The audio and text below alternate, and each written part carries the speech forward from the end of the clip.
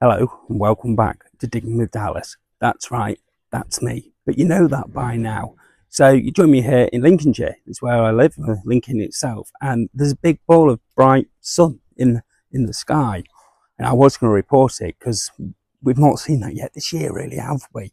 So what this video is all about is about my floating fish tank I've got on top of my pond. I've had a few people stretch out to me, ask me questions on other social platforms of how does it work. So I'm going to go a little bit more in depth how I've got my setup, how I empty it, and how again I refill that tank. So there's a few different methods, and I'll show you probably the cheapest method of refilling it, and then we shall go from there, and then I'll show you how I actually do it as well, because I like to make life easy for myself. So without further ado, we're going to dive in. See what I did there, folks?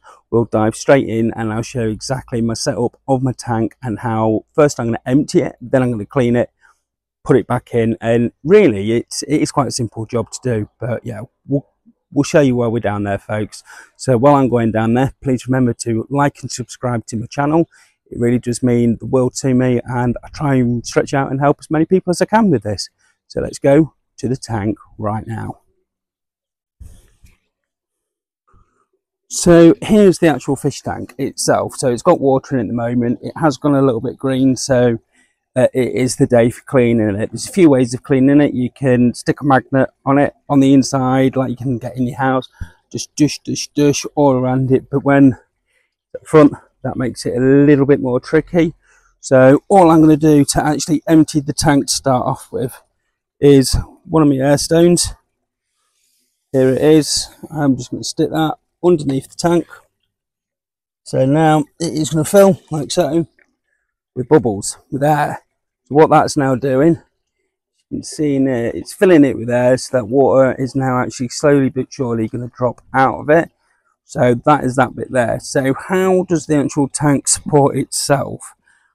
Hopefully in this bit now it's just going to stop.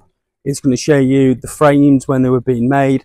It'll just be a quick picture, and then I'll go back into how it is. So here's your picture right now.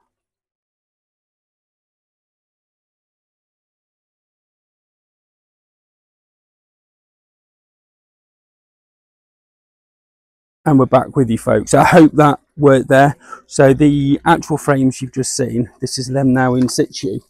So I'll show you on this one here. So the bar comes across. This bar here now goes down into the ground by 3 foot. Then it's postcreted in.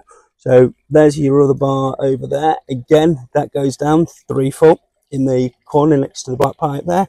Goes down 3 foot, postcreted in, and it comes up and over. I've cut my decking out, so then it drops in. Then the long bar comes from here all the way out to here. So originally I've had these frames built a lot bigger than what it needs to be. It is a bit extreme for the size of the tank that's on there, but I've purely and simply done that because if I ever want to put a bigger tank on here, I've already got the tools, the equipment for doing it. So that's why they are as big and as extreme as they are. I got these made by a local company.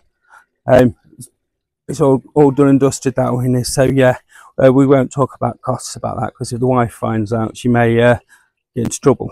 So that is still filling up with air. So I'm going to cut it there, and you will see me now when that's full of air, and I'll take the tank off and I'll give it a quick clean. Then we'll show you how I put it back on. So without further ado, here we go.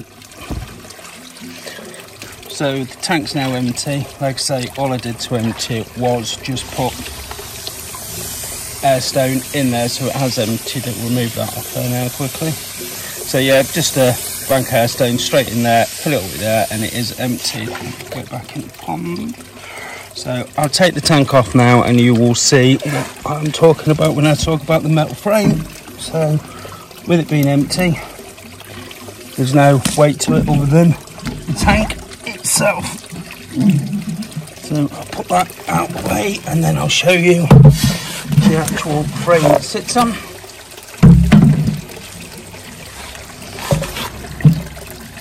So that's the tank out the way. And can you see that, guys? So this is the frame it now all sits on. So again, like I said, it comes out up here underneath the toadstool that goes down 3 foot post-created in.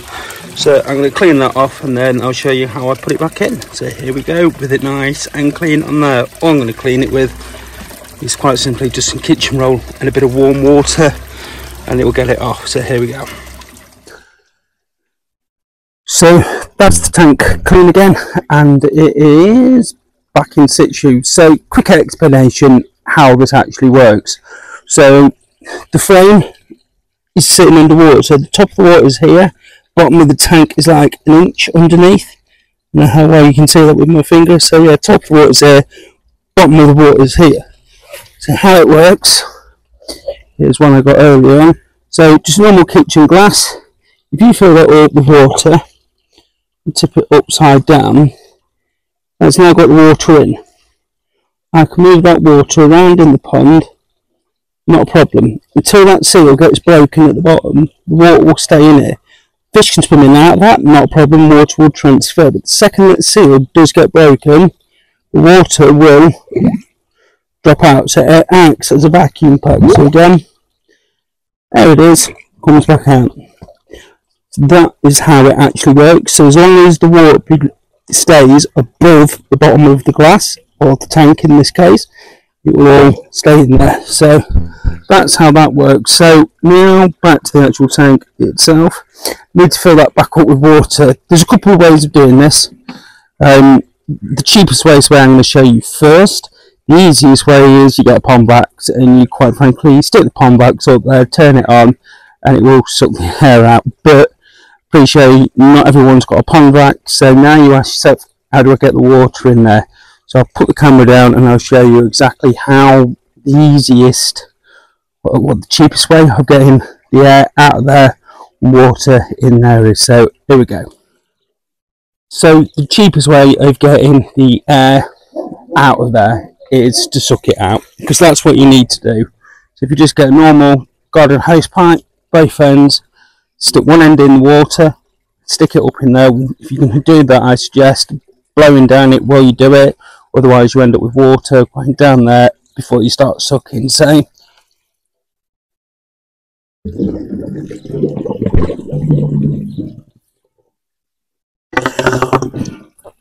now that end is actually in there, you've got this end in here, you quite frankly, you just suck on it, yeah.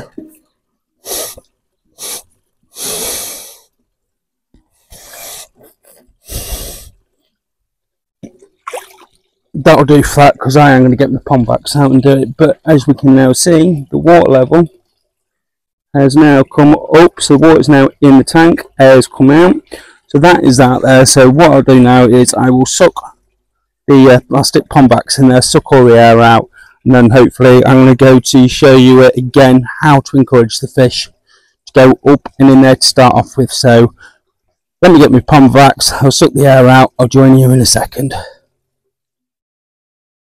So that's all the air out of it now, so that is full of water. So the easiest way to get your fish to go in and out of it is just to feed them in it. In the end, they'll realise there's food up there and they'll go and do it. But if you are going to put one in your pond, put one in, leave it a few days, just so they go, oh, I wonder what that is up there. And then they'll get used to seeing it, then start introducing food to it. I wouldn't add loads of food to it all in one go to start off with, because they are going to be a bit nervous about it. So what I'm going to do now is I'm going to put some food in there, I'm going to put my camera down, and you'll hopefully see the fish going in and out of it as a live view. So all I'm going to do is I'm just going to put a bit of treat in there. It's just a bit of mealworm in there for them today. So they'll go up and down there. So let me set my camera up, I'll drop the food in there, and you guys will see it. So while you're doing that, please remember to like and subscribe to my channel. It really does mean the absolute world to me. And drop a comment, I will get back to you, I promise. So here we go, folks, enjoy the next part. So there's my camera set up, and I'm going to leave you to this now, folks. So bye bye, here comes the mealworms.